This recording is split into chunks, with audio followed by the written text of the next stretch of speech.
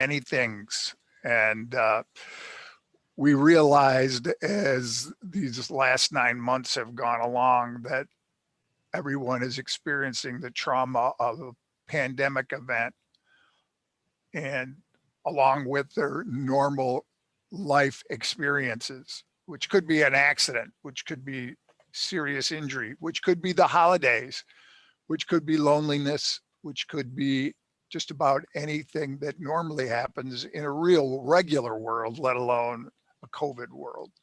So the most important tool that we have, and Lindsay's going to talk about it, and Melissa's going to talk about it, is that we realize we have a problem. Okay, realizing you have a problem. From my generation, it was a very difficult thing to do. Mental illness was considered a weakness, was considered something that was your own fault.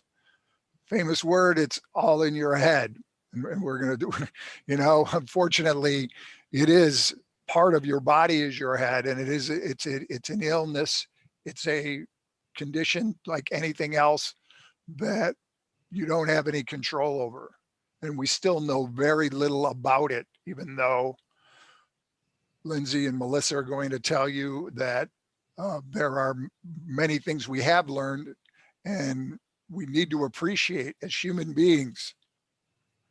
And if we can help one person, two persons, three people to understand that these are natural human reactions to being a human being, that there are ways to make life better. And that's the goal. That's what we do as personal injury lawyers. So again, we got together and we talked about, well, almost every one of our clients has mental health considerations from their accident. And a lot of them don't even appreciate it and won't appreciate it. And so if people who have serious injuries don't, I can't imagine what it is like out in the real world when you're just a family that's going through all these stresses and all the other situations that arise. So that is the purpose of this event, is to give information, to try and help people, understand that it's okay to not be okay, because it happens to anyone. But for the grace of God, it could happen to any of us. And so it's good to realize it and look for the help that is available. So I am going to pass over to Lindsay, and she's going to give some pertinent information about the COVID world and stress and anxiety and mental health issues. And Lindsay, take it from here. And yes, Lindsay, if you could please also share with our viewers a little bit about your background and why this information and today's webinar is compelling to you for where you are in the world and the folks that you work with and help. Yeah, so just a little bit about me. I work at the Department of Veterans Affairs in Menlo Park, so near San Francisco, California. I work in the Health Science Research and Development Department, but we also work at the National Center for PTSD. And our team is focused on using mobile apps to help in mental health research studies in particular, but also in clinical situations as well across the entire country in all different VAs. And the information in this app actually comes from one of our newest apps, which is called COVID Coach. And there's some information at the end. So you can, if you find this useful, you can go and look into more detail afterwards. So COVID-19 and mental health.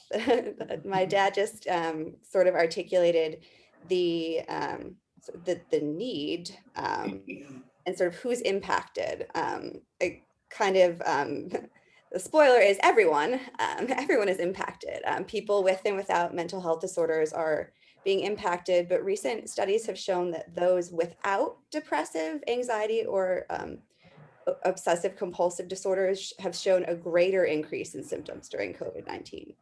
So What maybe does that mean, Lindsay, then? I mean, so people that that don't think that they have depression or anxiety or whatever, when they're actually from a clinical point of view, they have not been diagnosed. When they go into a study, they will actually, their symptom improvement or worsening over time was actually worse. So their symptoms got worse from the beginning of the pandemic to the end compared to people with mental health disorders. But So- obviously people with disorders might have more extreme symptoms overall, but it means that they're not proportionately being as impacted as those that are not diagnosed. So people who think they're normal are actually doing worse relatively than those who have pre-existing issues. Yes, according to this research, all of this is relatively new, but it kind of makes sense when you think about all of the, all of the loneliness, all of the anxiety that's associated with just the unknown. That's what this pandemic is. It's the unknown. So it's not surprising that people are being impacted when they never thought that they would before, because there's so many things that you can control. And in a panic kind of situation, a crisis situation, it's normal to feel like it says in the slide, it's normal to feel tired, foggy, unproductive, irritable, triggered, overwhelmed, things that could be, clinical symptoms, but they're not necessarily in this situation. It's in a lot of times it can be just reacting to the stressor. So in terms of what's normal, sometimes those symptoms can look similar in those with the diagnosed or non-diagnosed conditions or people that are just struggling. I think an interesting point on this slide, Lindsay, is the giving yourself permission to go a little easier on yourself and understanding that there's no shame in going 10 miles an hour instead of 100 miles an hour, right? Yeah. As long as you're doing something. And I think that's the important thing is, like every day getting your mind going on some level. And in terms of, worry, one of the suggestions is to set aside some space for productive worry time, as opposed to just being anxious about something. It's already on your mind already. Actually set 20 minutes at 5 p.m. that I'm gonna, think about this problem, worry about it, and then, strategize for solutions, as opposed to just letting it sit there. That's interesting. So productive worry time means actually having a plan to deal with whatever the issue is. Yes, and just setting aside a set amount of time that you're going to give to this worry, and then once it's done, try and like mentally, remove yourself from it. On to the next thing. So more uncertainty. So uncertainty. No one knows when things will return to normal or what that will look like. So a good acronym to remember is FACE. So focus on what's in your control, acknowledge your thoughts and feelings, come back into your body, and engage in what you're doing. And some of those things sound a little bit more vague, but coming back into your body is something as simple as, deep breathing, or kind of yoga grounding exercises. And we're going to give more specific examples of that as we go through as well, in terms of the tips and insights, right, Lindsay? Yes. Yep. Yeah. Okay, so tackling loneliness, the thing that I think all of us are experiencing right now. The thing is that feelings of loneliness are difficult and expected, but you have to remember that these are not permanent. And while you're dealing with this, you have to consider your options for connecting with those that matter. Because if you can't see them in person, you have to find another way. So everyone knows, video chats. There's also virtual meetups that you can join around certain topics that you like. Sending a gift. A really cool resource is the Marco Polo app that you can record a video for someone that you love and miss and send to them. It's pretty easy to use, so for older adults as well. And then if you can't connect with other people, or if you can't be with others, find ways to connect with yourself. So journaling is a really great strategy. Do something creative or just anything that you enjoy. or just improve your relationship with your inner thoughts. Take the time that you have now, use it to your advantage. A lot of times we're running at 1,000,000 miles a minute and we don't actually stop and think and reflect. Okay, so this one is a big one, managing mask anxiety. We've had, 9 months of this. So the first thing is, let's address why we have negative emotions towards masks, because there are a lot of reasons why they're not an enjoyable experience. Because if we can figure out why you might be experiencing these emotions, you can, address them. So first off, face masks might be unpleasant physically, make you feel warm, and noticing changes in breathing can be interpreted as dangerous, just physiologically. We have extra CO2 in there. It just can make you feel a little panicky. Face masks, they can be physically uncomfortable. There's also the point of the lack of social cues can be unsettling. So we need cues from facial expressions and tone of voice to determine whether a person or a situation is safe. And without those signals, we may feel apprehensive or unsure in social situations. And that's similar to how wearing a mask might make it more difficult to communicate because it makes it harder to hear. Another problem is that traumatic memories may be connected to face masks. My dad was talking a lot about, trauma. Face masks are associated with, hospitalization, combat, robberies, assaults, natural disasters, a lot of very unpleasant things. Right. It's not exactly like we have this memory bank of loads of positive experiences attached to them, right? Exactly. Right. And then wearing a mask may generate negative feedback. So people may think you have bad intentions or are communicating a political position as opposed to just trying to be, a safe individual. And that one is probably one of the most complicated to address. I think too that it's been unsettling for folks. There's so much uncertainty, Lindsay, and then the wavering back and forth medically, whether the masks are effective or ineffective. And there's been so much discourse about it and so much disagreement on many different levels. That's unsettling in and of itself, right? Yeah, no, it is. Yeah. Not having clear public health guidance at the beginning of this was one of the, probably the most damaging things to the pandemic. If we just had clear guidance, ahead of time, people would have, I think, accepted things a lot easier. Yeah, I just want to interject, Lindsay. I work with young children, so the mask is really difficult for them, but also kids that are on the autism spectrum who have a hard time in general of reading facial cues and seeing how one's emotion comes through their face. So that has been really challenging, because when you're trying to teach that skill of how does your peer feel?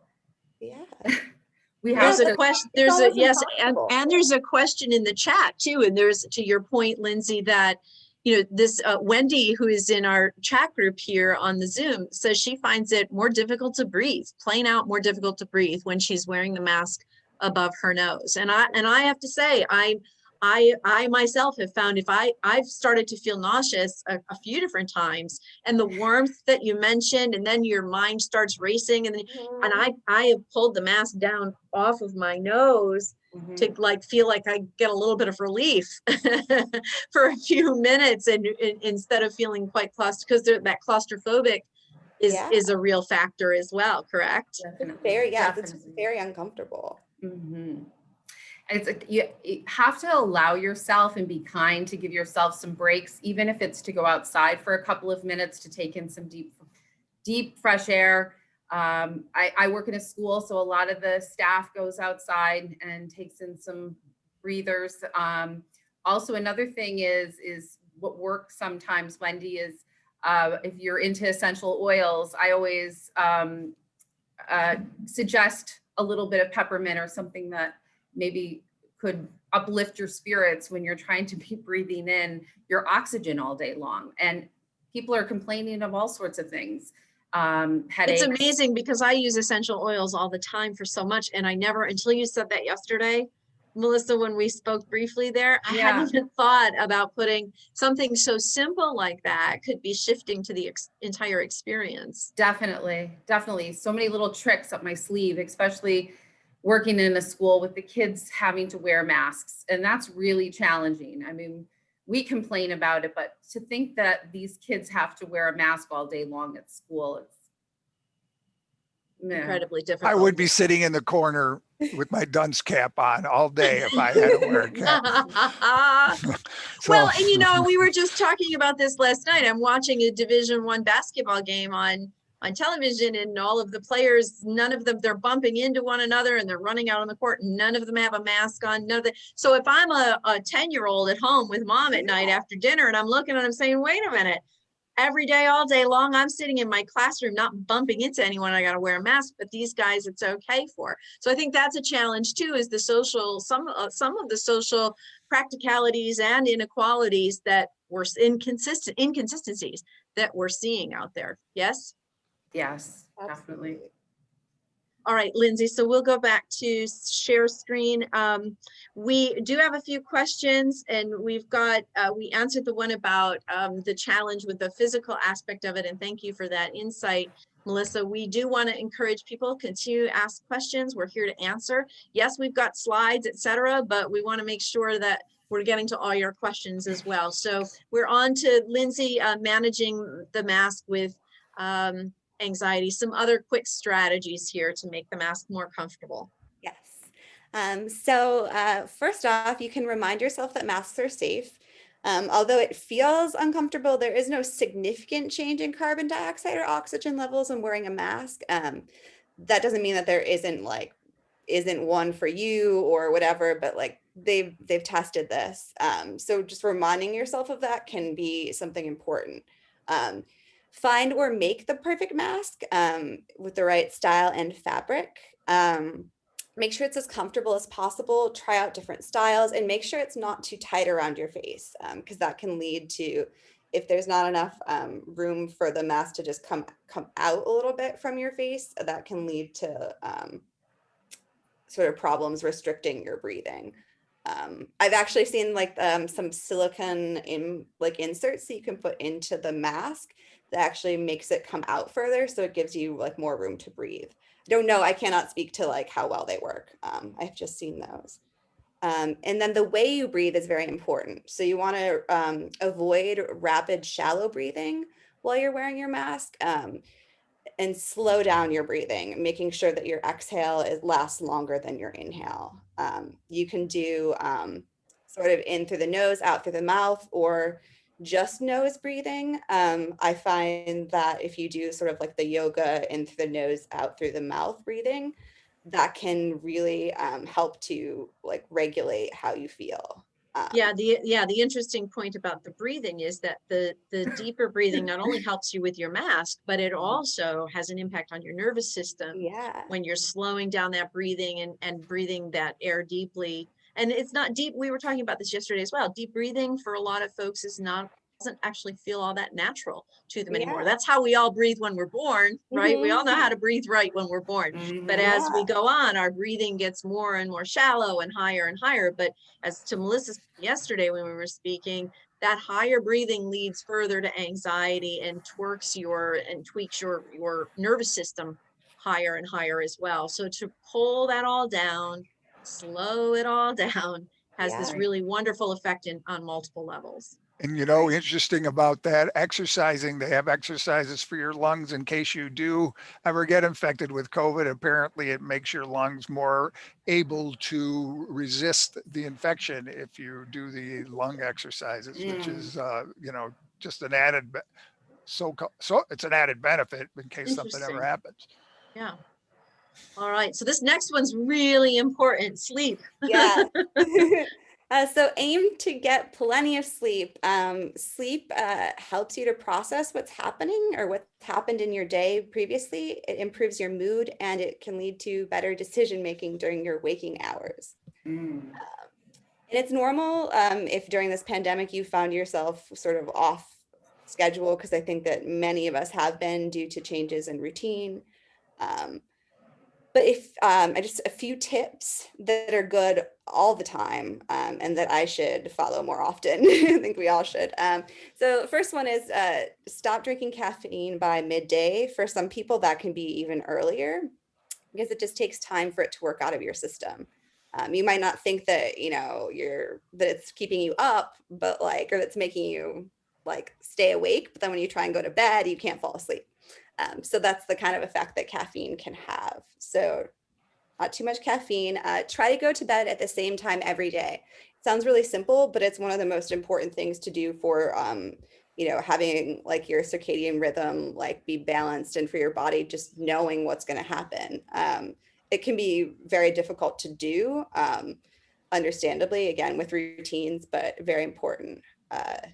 Give yourself a wind down time an hour before bed where you turn off your phone and TV. This is even more important now, I think, with a lot of people doing so many things on their computers and phones, and a lot of people working remotely. You need to have a time to wind down mentally, in order from all the stimulation that happens through all of these devices. That has been known to impact your sleep. Even the blue light that comes from, or white light that comes from our iPhones, has been known to disrupt sleep.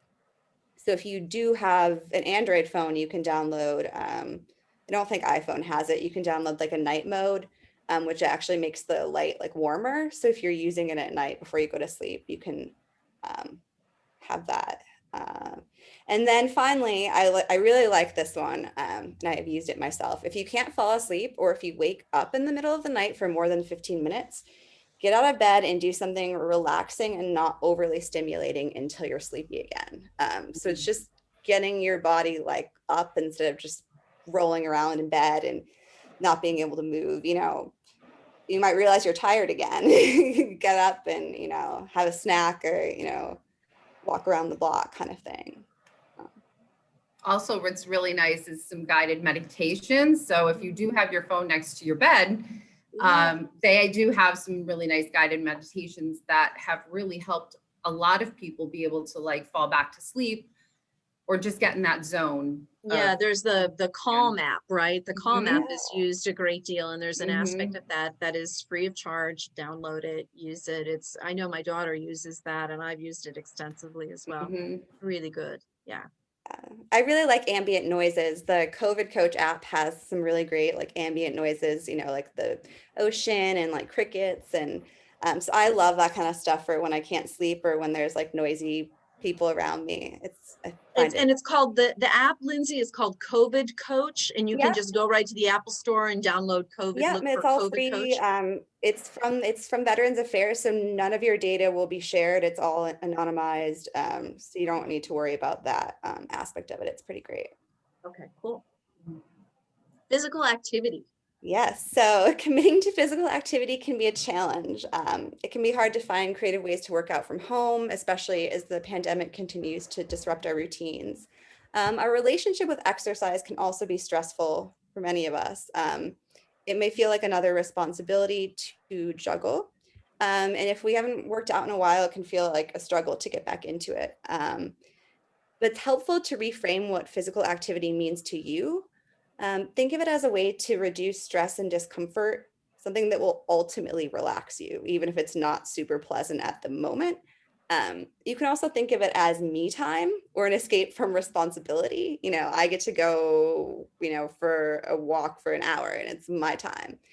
This way it becomes something that you want to do. And that's one of the most important things about a fitness routine. You have to find it at least enjoyable in some way. Rather than seeing it as a punishment, a self-inflicted. Then you won't ever do right. it. Right. And exercise produces more endorphins. You feel a little happier. You feel proud of yourself that you went for a run, or you went to the gym, or for a walk. Even if it's just something really little. So starting out, maybe, 10 to 15 minutes, focusing on your body, work from there, and don't feel bad if you can't meet some generic recommendation, because they're generic. And if everyone tried to reach those, then no one would ever get anywhere. So do what you can do. Do something you enjoy, like we said, and then track your progress through a notebook or a fitness app, so that you can see how you've improved over time. So you can tell like what is exercise for me? What is my, goal? Because everyone is so different. You can't compare yourself. I think this next point is kind of just the mantra for everything, and choosing something you enjoy, and that word joy in general, right? Finding something that brings you joy. I know for me in particular, nature, getting outside and kind of just making notice and taking notice of the beauty around me is incredibly relaxing. And while you said also makes you feel good that you're actually out physically doing something. Yeah. It has multiple beneficial effects. All right, so let's see, all of a sudden, here's technology loving it. It doesn't want to, our slides don't want to proceed here. There we go. All right, so this is the last slide. So reaching out. So we talked about like a lot of just resources in general for self-help. But if you are, if your distress that you're feeling right now feels unbearable or unending, or if you feel like your life is not worth living, there are 24/7 crisis resources to reach out to. Trained counselors can help you manage your mood. Help is available. So below I have some of the 24/7 crisis support numbers, and then some general support. You'll see COVID coach on there. And then some CDC coping with stress is some good information. And I'm going to, this is your last slide, right, Lindsay? Yeah. Okay, so I'll stop the share. I'm going to post all of those for all of those who are watching and who have been on the feed as well and have had to hop off. I'm going to post those resources on this Facebook page, and so you'll have something to refer back to. And certainly feel free. We're going to provide some emails at the end that you can reach out to anyone on the webinar today as well. So with that, we're going to take this and move on to Joe Stanley. Interesting thing, Joe, that we've talked about, and thank you, Lindsay. And I think you can agree with this, Lindsay and Melissa both. The interesting thing is that the reason, Joe, you wanted to do this webinar to begin with was because so many factors that you and your team deal with every day as a result of a horrible accident, that loss of control, the damaging halo effect that it has on pretty much every area of your life. This is the pandemic that we're all experiencing. But no matter the circumstance of the environment, the outcomes still feel the same for that individual, right? Yes, well, all the studies, at least we do as lawyers, for the biggest factor that people have in terms of stress and whatever is loss of control over their life, even if depending on what it is, job, home life, being able to walk out the door. Loss of control is the thing that people don't appreciate literally until they don't have it anymore. So it's something we see every day. They don't necessarily phrase it that way when people talk about what their difficulties are, but that's the underlying reason. They can't do this, they can't do that. They're upset about this. They're depressed because they can't do something, or they're depressed or they're anxious because they aren't good at doing something anymore. And it all comes down to a loss of the control over the normal existence. So I'm speaking of normal existence. I'm going to go from the COVID to the just general legal rules before we let Melissa go into the more medical aspect of or at least the treatment side of it. First, I'm going to talk generally about workers' comp.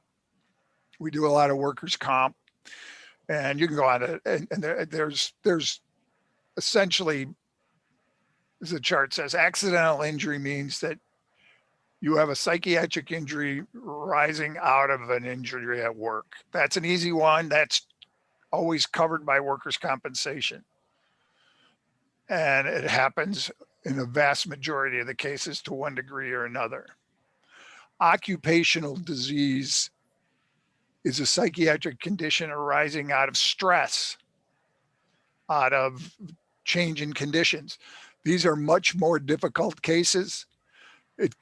it has to be extraordinary. And one that came to mind, and I was going to discuss this with our workers' comp team. If you're forced to go to work in a business in which the COVID is a severe risk and it's not being handled properly, not in the proper safeguards or whatever, is that a compensable psychiatric condition if you do suffer a psychiatric condition? Or as I heard this morning on NPR, there was a physician, he had worked 272 straight days.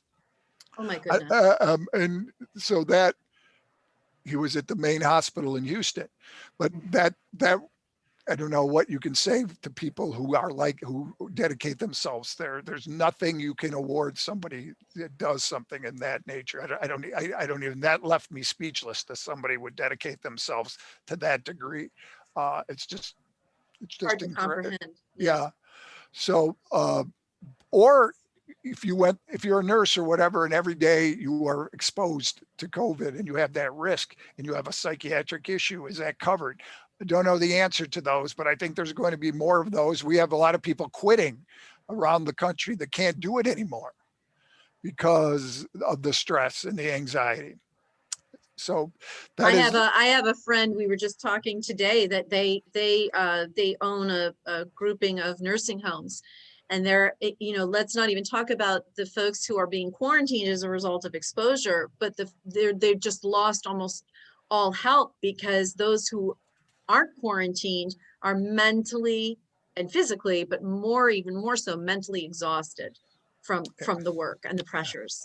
And it'll be interesting. They should file compensable claims. Whether they are covered, I don't know yet, but they certainly should, and they should be entitled to coverage. That's my opinion. And that final category, consequential injury, means that because of the condition that you are suffering from, it's not a direct result of the injury, but because of the pain you're in or the loss of use of your job or your inability to do certain things.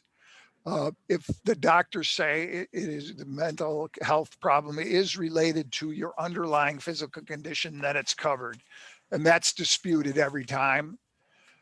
And the sad thing about it is when we talk about the end, is that the stigma and the problem that still occurs in every claim that involves psychological injury. We'll talk about that at the end, because they apply to both personal injury cases and to workers' comp cases.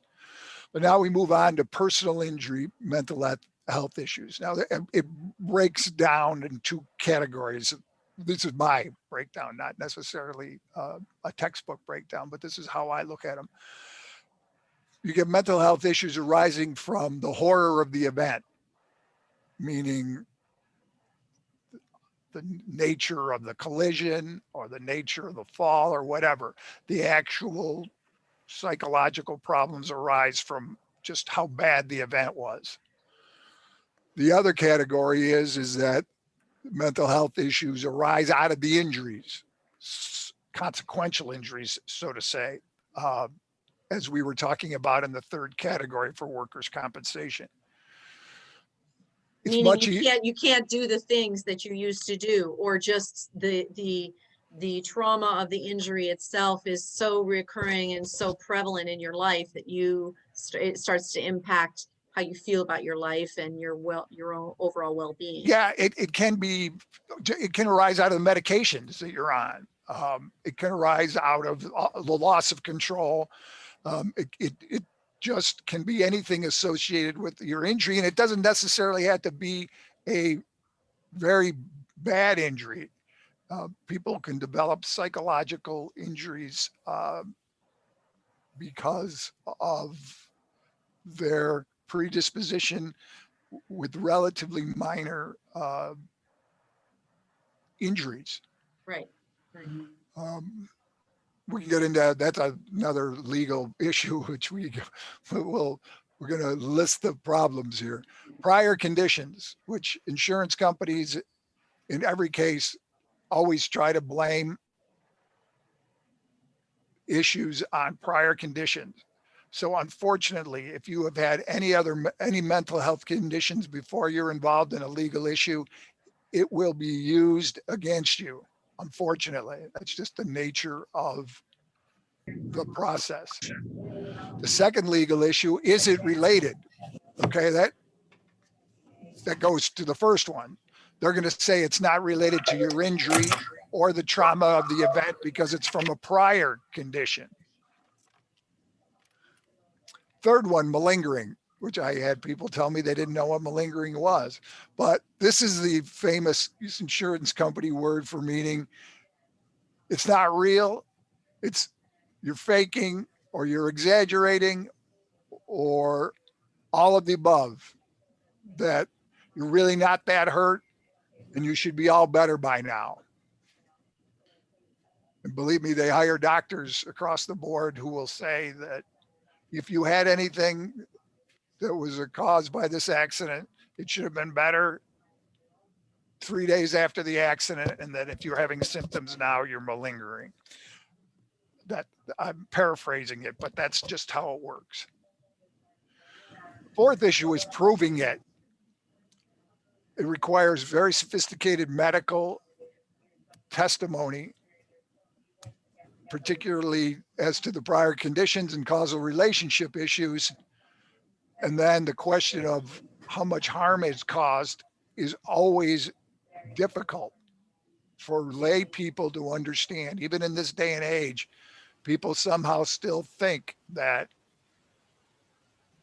breaking a bone is far worse than having a psychological, having depression or anxiety, and that it's just not true. Well, you always have told me, Joe, that it's much easier, the cases that you have, in a sense, where there's physical evidence of something like tangible, that you can see a broken bone, et cetera. And then anything with respect to soft tissue or certainly brain and mental health, it's so difficult to demonstrate proof. Well, the problem is that absent a totally debilitating injury, the mental health proof comes from the injured party. And unfortunately, all these other legal doctrines, prior conditions, malingering, and everything else comes into play because rather than addressing what has happened to the person, they blame the person. Right. It's always their fault, Right. not the fault of the person who hurt them. Because they're making it up so they can get money. I mean, that's really always the underlying Accusation or premise on behalf of it doesn't even have to be said. It's just out there. Okay, then there's more. There's 2 more pages, Angela. Oh, I don't know. I wonder why it acted as though it was all done. Okay, I'll pull it up again. Sorry about that, and we'll do a screen shares again.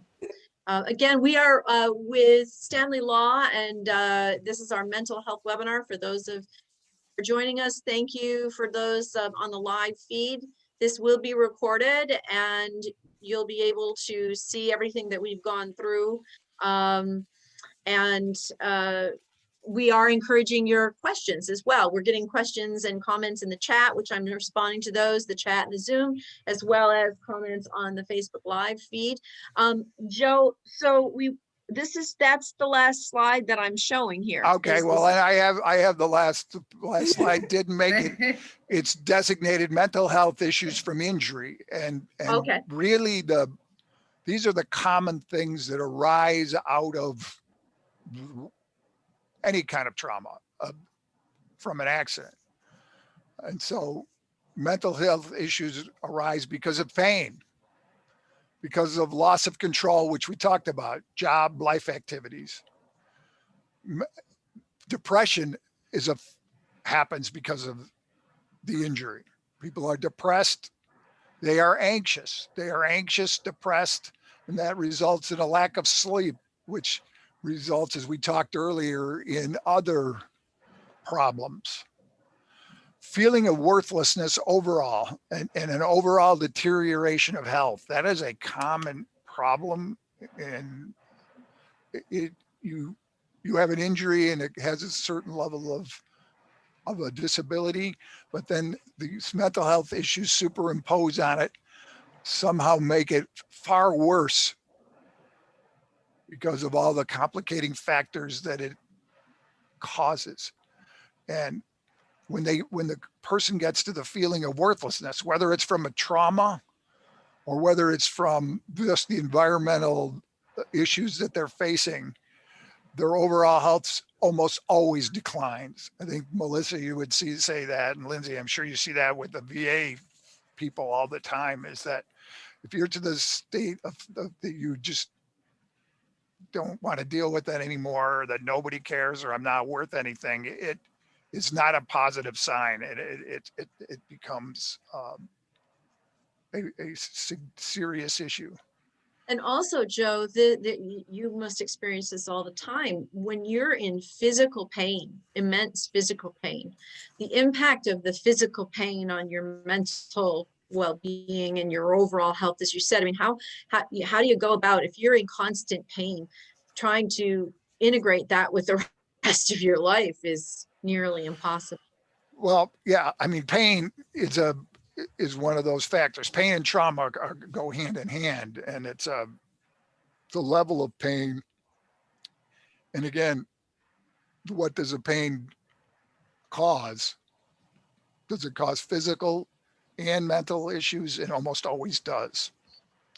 And the treatments, of course, there's, we see all the time, there's so much treatment for mental health out there. Much of it is not, I'm not sure how effective a lot of it is, because there's a shortage of good mental health care workers in this country. I think you would agree, Melissa and Lindsay, that there is a shortage of mental health care workers, and there's a huge need. And, there are medications available, there's therapies available. There's all sorts of alternative methods out there. And, how do people find them? And I know, Melissa, you're going to talk about them. What is the best for them? What is the easy, what works for them? And what works for one person? Do drugs work? They work on a certain category.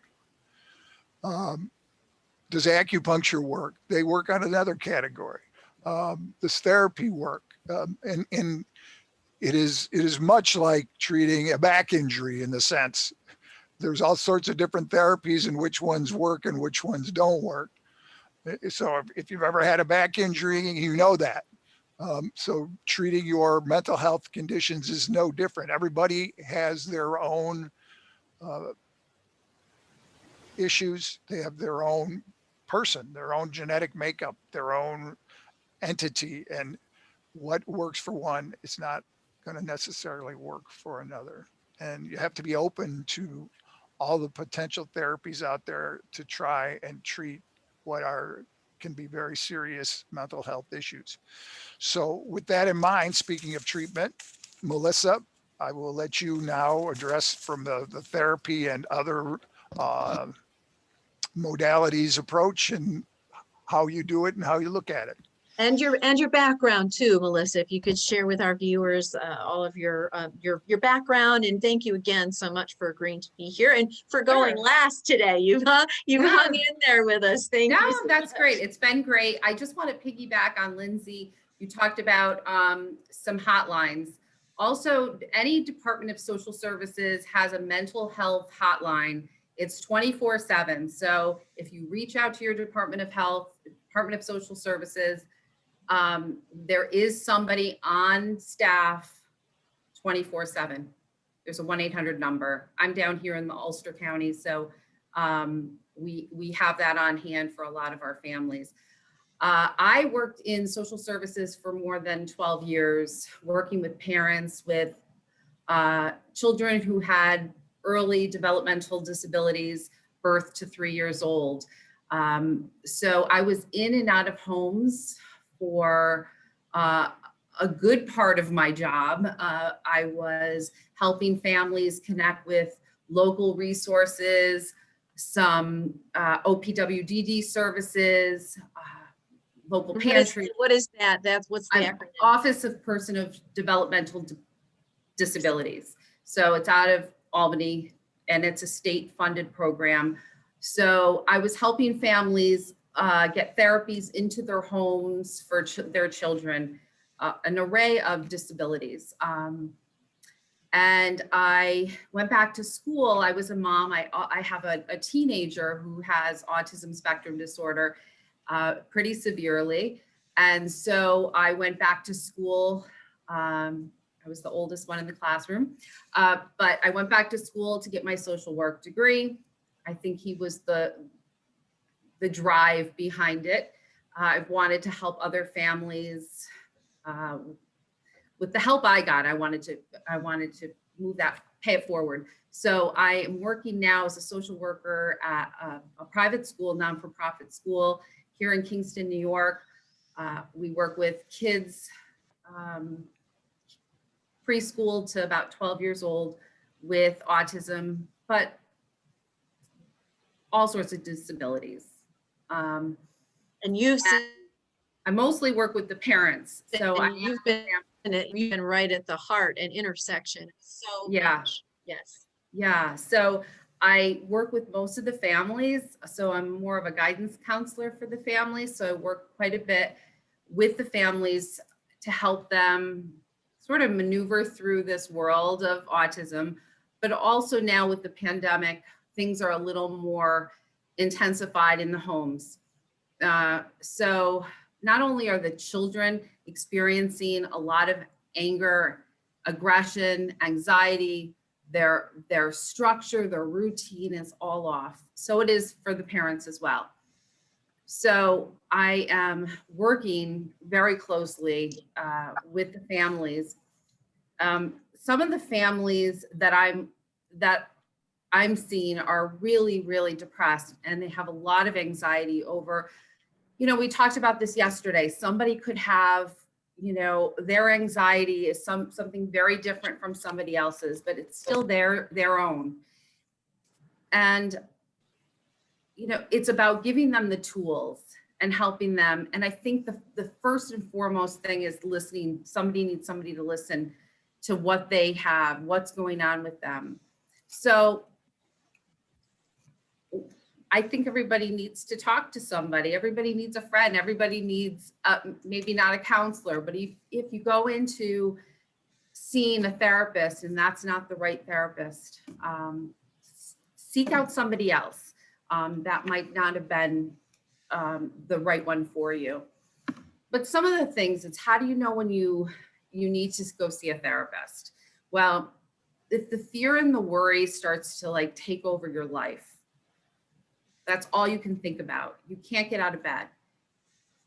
You have difficult sleeping, a lot of the same stuff Lindsay talked about. The sleep is so important. So concentrating, chronic health issues. And the biggest one is decrease in things that you love to do that you don't have any interest in doing anymore, whether it's a sport, a hobby.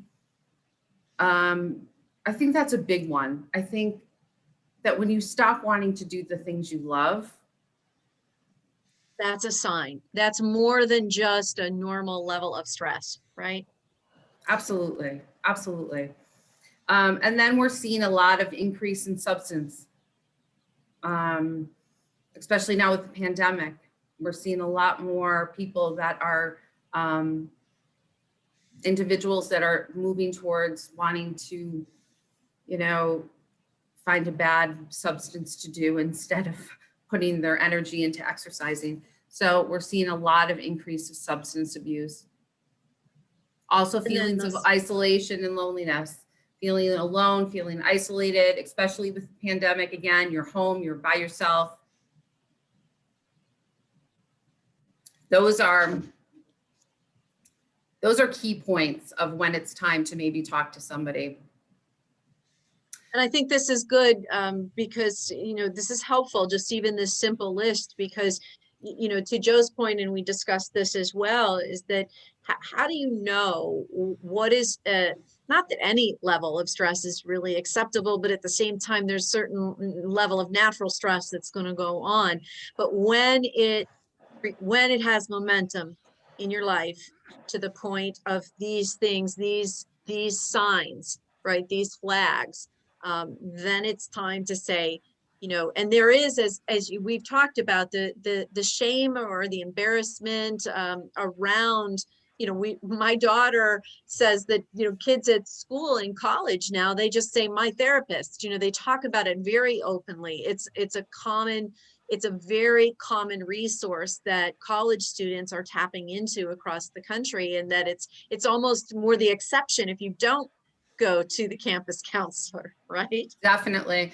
I think that's really important. I think the stigma of mental health, like Joe was saying, back then, his generation, it was no, it was so negative. We don't do that. But nowadays, like you said, Angela, like your daughter, everybody in college, there's a line out the door to see a therapist. And I think now even more so, the lack of mental health, the lack of therapists, the lack of, SUNY systems have, we need triple the amount of therapists now in SUNY schools. And I think it's really important for somebody to have somebody to talk to, whether it's a big problem or a little problem. So I did mention psychology today. If you are in your area and you want to look for a therapist that perhaps is in your area, you can type in what you're looking for, your zip code, and what your insurance is, and you can probably get a list of people in your area that are, working in and around. Again, lack of a lot of mental health and therapists, and it might take 2 or 3 times to go. Don't give up on the first one. Right. We talked about that, Melissa, that, it's like dating. It's like a job. It's like different things where you're not necessarily going to jive with the very first person that you talk with, but that doesn't mean that counseling is not for you. It just means that particular counselor may not be for you. So go back to the drawing board and try again until you find the right fit. Right. And somebody might have a different style or a different approach, or there's all sorts of different types of therapists out there. If you're dealing with trauma, like Joe was saying, like if you're dealing with trauma, you might be wanting to look for, somebody that's working more like cognitive behavioral support, or if you're looking for more of a mindfulness therapist that has more of an eclectic approach, you might want to find somebody that's into meditation and yoga. And so, and there's you mentioned psychologytoday.com, which is great. As you said, you can put in your zip code, you can put in kind of what you're looking for, and it helps you filter. There's another site that I'm familiar with as well that's called Thurvo.com, and there's all types of services on there, I know, but certainly mental health providers are there too. So you can connect. It's just like people not realizing until COVID maybe that there was the opportunity for telemedicine and to do an appointment with a physician virtually. You can do these Thurvo, you can sign up for a session through Thurvo.com. You can use your health insurance. You can seek a provider on there and they'll match you, give you different options, and do something right over the phone with someone. Definitely. Interesting, the costs. Some people we haven't talked about, but health insurance is in New York supposed to cover mental health. So people shouldn't be concerned about it. But I'm sure it always comes to people's mind that how do I pay for if I'm on medication or if I'm going to a therapist, who is responsible for the costs? So it is supposed to be covered by health insurance. Yeah. What I do want to, I want to just rewind a minute. Some of this stuff that I talked about when to see a therapist, I do want to preface this with seek your your professional first. If there's something going on, let's rule out if it's a medical condition, if something's going on medically with you. And then from there to start, like Joe was saying, like chiropractor, acupuncture, yoga, a therapist. Maybe you need it all. Maybe you only want to pick one or two things to do. But it's out there. And I think even some of my less fortunate families have Medicaid and are using the services through Department of Social Services for therapy. So it's out there. It's just finding it in your area.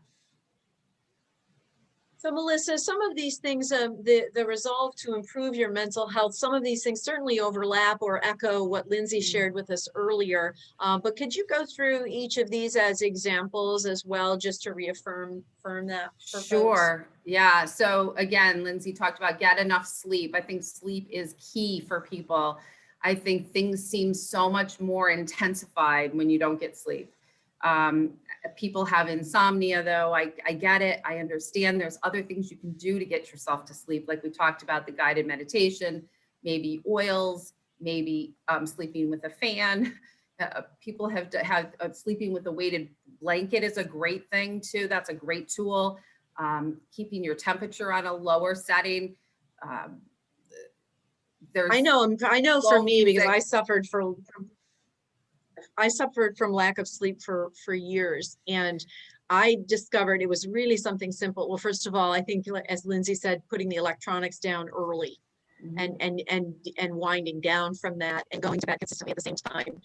Definitely. The room, I mean, it seems so simple, but the room darkening shades, having the room dark, not ambient light all around you.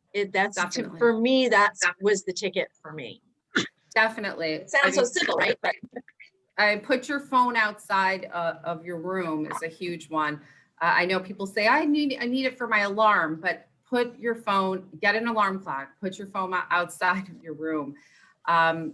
So those are just a couple of things. I think don't watch the news right before you go to bed is another one. And just, some deep breathing, and pay attention to your feelings. I think we tend to go through our day like robots sometimes, and we forget to like check in with ourselves. We're checking in with everybody else, right? We're checking in on our families. We're making sure everybody's okay. And forgetting how we're feeling. So give yourself allow yourself that moment in the morning. I always do a mindful moment in the morning where I get up before my family, just 5 minutes. And I just have 5 minutes of just complete silence. And it works for me. I check in. How am I feeling? What's my day going to be like? Taking a walk, exercise we talked about. Also right now, joining an online Zoom book club or organization, or meet with your friends. I know some friends are doing happy hours, or they're doing something on Friday nights, Zoom, playing bingo. So getting involved in, whether you're reaching out to your church or synagogue, or if you're like a local community center, there's stuff out there. Spending less time on electronics, laughing often or as much as you can, even at yourself when you're doing something crazy. But some of the things I hear from my students, I just have to laugh. And speaking of which, Melissa, what are some of the things that you're hearing from students as to how the students are coping? Yeah, one of my students said today, I don't get why Santa's wearing a mask. I mean, is it this COVID thing? He was like, why do we have to wear these masks? I think it's this COVID thing. We've made them all different characters that they like. We've been trying to make it pretty light and explain to them. We have all sorts of, there's a lot of tools out there. I use a social thinking curriculum where I try to teach the students about COVID and germs and what it means. It's hard for them to understand that they have to work from home some days, why mommy and daddy are fighting, or why somebody's sleeping on the couch that night. A lot of pressure, a lot of stress in the homes. rightfully so. We're on top of each other. There's a lot of good that's come out of COVID, but there's still a lot of stressors. Call a friend, call a family member, touch base with somebody. I think that's really important. Don't sit and stew and be upset and angry. Call a friend, reach out. I know it's hard. Really important to do that. Find a place that you feel safe. I think finding a therapist that you like and that you feel safe with and that listens to you is key. We all need somebody to listen to us. And just surround yourself with people that you like and are positive. And I work in a clinical department where, every morning we stretch and we laugh and we put our sound machines on and we diffuse oil and we get ready for the kids to come in, and we try to collaborate and stay positive. You're at work most of the time, right? So the students. Melissa, I speaking of students, and I'm sorry if I'm interrupting. No. Can you tell us, since you're dealing with students, what is the one factor that you look, if you see it, raises a red flag to you that somebody needs attention? I mean, you must have a list, but what's the one big red flag that if somebody, you see something, hear something, what is the one red flag that you need a call to action? Yeah, that's a tough one. I'm gonna say aggression, self-injurious behaviors, whether they're hitting them, most of the time hitting themselves because they're looking or seeking for attention, but there's something beyond that. There's another layer there.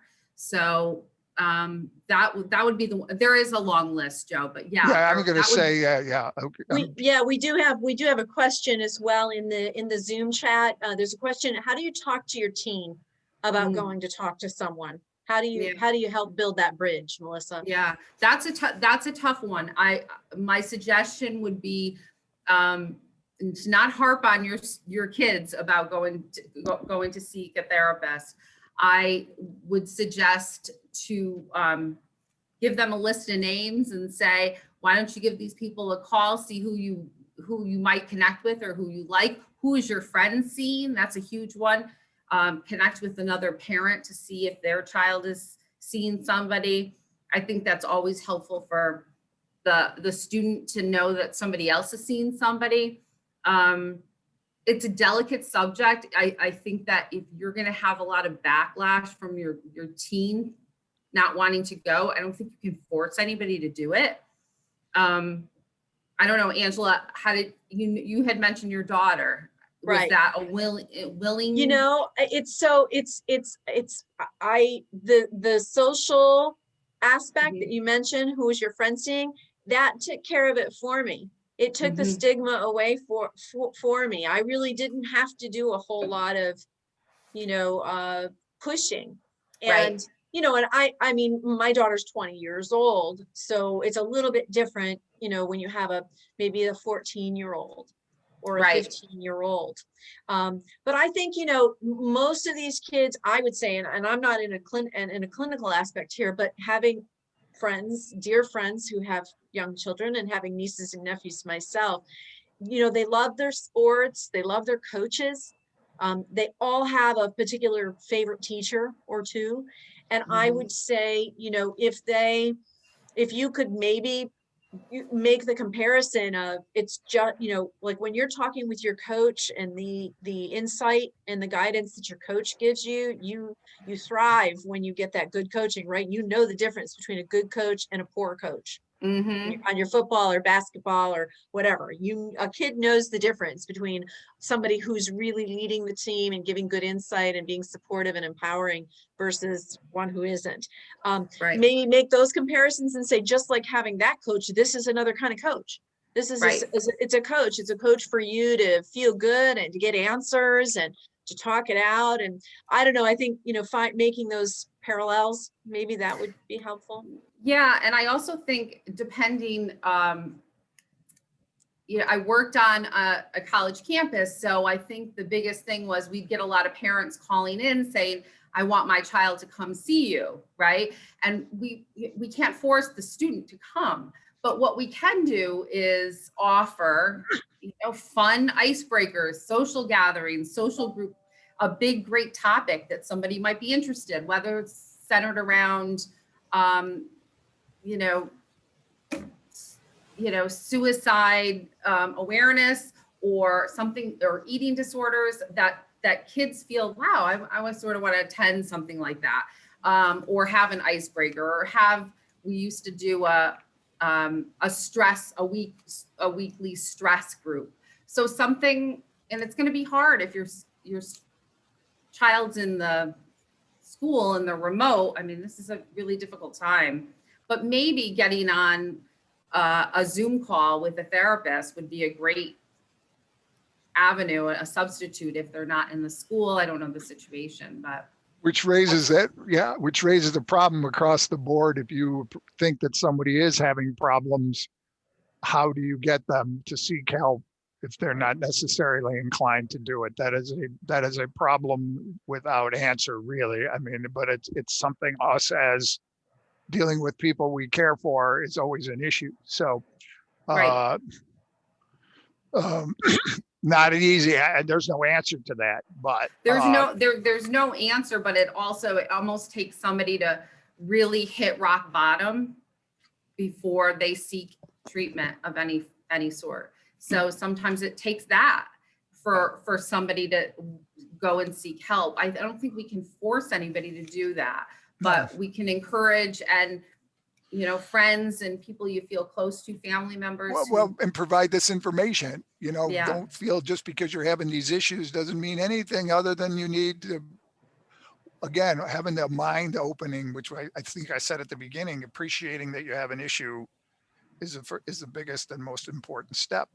Definitely. I'm going to share those. Thank you, Melissa. Thank you for that wonderful insight. Lindsay, thank you as well. I'm going to share Lindsay Stanley's slide, her last slide, one more time, that just has all of those resources on the very last. Let me just pull it up here for everyone so that you can see those websites. And here we go. Well, I guess I just wanted to show it on a larger screen, but I guess everyone can see that there. So the COVID Coach mobile app, Lindsay, you said it's wonderful. It's free. You can download it. The information's protected, correct? Oh, completely. Okay. You don't even have to create a login or anything. You can just, everything is saved locally on your device. Wonderful. And the CDC coping with stress, there's a link. The WHO organization talks about how mental health and substance use, which is clearly an issue and a challenge. The National Suicide Prevention Lifeline, there are substance abuse helplines, domestic violence hotline, child abuse hotline, elder care, all these different buckets of where each of us live and experience going through this pandemic. We all may have different environments that we're in right now, but the overriding factor is that loss of control and sense of uncertainty, and the fear and anxiety and doubts about everything and what is looming around the next corner. Let us end on a positive note. Joe, I'm going to defer to you with your final words of wisdom to share with everyone. Thank you again, everyone. Thanks for all of those in the chat. Those of you joining us on Facebook, we appreciate you and wish you a blessed holiday season. Joe, anything final words? No, as I said, if we can help 1 or 2 or 10 or 15 people appreciate how to address what is a normal human condition. This is not something that is it's everyone. We all suffer anxiety, depression, loss of control. All of us do. And sometimes it gets out of control and it needs help, just like anything else. And this was just a brief summary of the options and how to deal with some of them. Talk to your healthcare providers, talk to people that have had experiences with other people, investigate what is available, both medically and non-medically. And if you have serious issues, take care of them right away. And if you have loved ones, try to do the best you can to help them. But you know, that is the most difficult of all, is that when you see somebody else that you love suffering, it's not necessarily going to be an easy solution. So, but there's hope. There's lots of things out there, and the world is not as bad as it seems. It's really not. I think, yeah, I think the message we've continually all been in agreement with is to do the best that you can with what you have, and know that there are certain things within your control, your self-care and the resources that you seek out for yourself and those in your family, and looking for the simple gifts and the blessings this holiday season, and that a promise for more, more of good things to come in the coming year. Thank you all again. Wish you all a safe and happy, healthy holiday season. Melissa, be well down there. Stay Thank warm. you. Yep, Lindsay stay out on kind. the Lindsay out on the West Coast. You be well. I hope you get to see your dad and your family soon. I hope so too. All right. Thank you, Lindsay. Thank Let me know if you. you need any travel assistance. Thanks, Dad. All right. Goodbye for all now. Thank you, Bye-bye. everyone. Bye-bye. Thank Bye. you.